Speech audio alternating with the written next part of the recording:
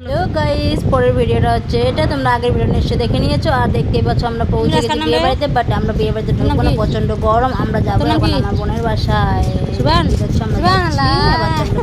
এই ছেলে, তোর নাম কি?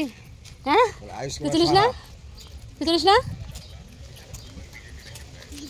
প্রচণ্ড গরমের মধ্যে আমরা আর বিয়ে বাড়িতে ঢুকলাম না, তাই আমরা চলে গেলাম বিয়ে বাড়িতে, মানে বোনের বাড়িতে। বোনের বাড়ি থেকে এসে আমরা ঘুরে চলে আসলাম। ঘুরে চলে এসে এখন যাচ্ছি আমরা বিয়ে বাড়িতে। বিয়ে বাড়িতে যেতে দেখতেই পাচ্ছ এরা হাঁটতে একদমই পাচ্ছে না, তাই আমি আগে ওরা পিছে এরা দুজন হচ্ছে আমার দুইটা পিসি আর একটা বোন। তো সোজা চলে আসলাম বিয়ে বাড়ি। আগে বিয়ে বাড়িতে এসে প্যান্ডেলে ঢুকলাম। প্রথমে প্যান্ডেলে ঢুকে দেখছি যে মানে সিট ফাঁকা নাই, একদমই সব বুকিং হয়ে গেছে। তো যাই হোক তারপরে ভাবলাম যে যাই তাহলে একটু বউটাকে দেখে আসি। তো তাই আমরা চলে আসলাম কনেকে দেখতে। কনেকে দেখে শুনে দেখতেই পাচ্ছ কত লোক কনের সামনে। আর কনেকে ছবি তুলতে গিয়ে কী হচ্ছে, যখন ছবিটা এত লাল হচ্ছে না, ছবিটা ভালোভাবে তোলাই যাচ্ছে না। তো যাই হোক, আর এই ছোট্ট বাচ্চাটাকে দেখতেই পাচ্ছ কত কিউট।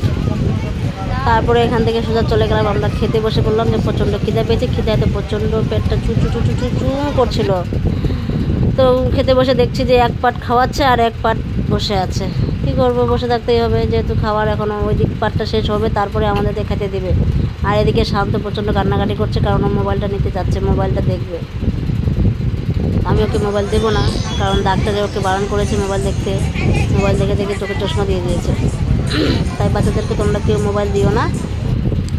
কিন্তু আমার ছেলেকে মারাতেই পারছি না, প্রচণ্ড মারটার দিতে হচ্ছে। ভাবতেছি এবার মারে চামড়াগুলো তুলে দেবো। না আমাকে মা মারে না। মারি না, মারবো তোকে আমি, দেখিস। আর দেখতেই পাচ্ছ এই যে পাতে খাবার চলে আসছে আমাদেরকে। প্রথমত দিয়ে দিল স্যালাড ফ্যালাড, তারপরে দিয়ে দিল একটু চিড়া ভাজা, কী দিল এগুলা। তো যাই হোক, তারপরে দিল মাটন। পাতে ছিল মাটন, একটা ভাজি, একটা সবজি ছিল, আর ডাল ছিল। ডালটা হেভি টেস্টি হয়েছিল।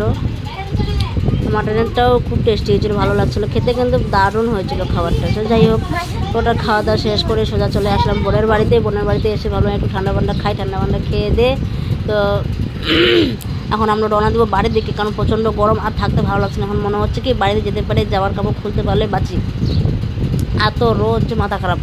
আর এরা দুজনে দেখতেই পাচ্ছ একজন বসে আছে।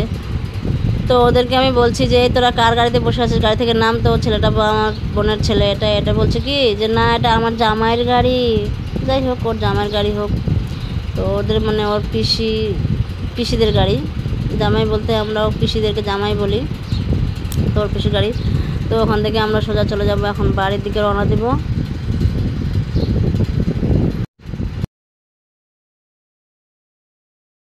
ওকে পিঠে নিতে পারবি পিঠে নিতে পারমা? এই পড়ে যাবে মা। স্বামী বাচ্চা তুমি, হ্যাঁ দেখিস ফেলিস না আবার। এই শান পড়ে যাবে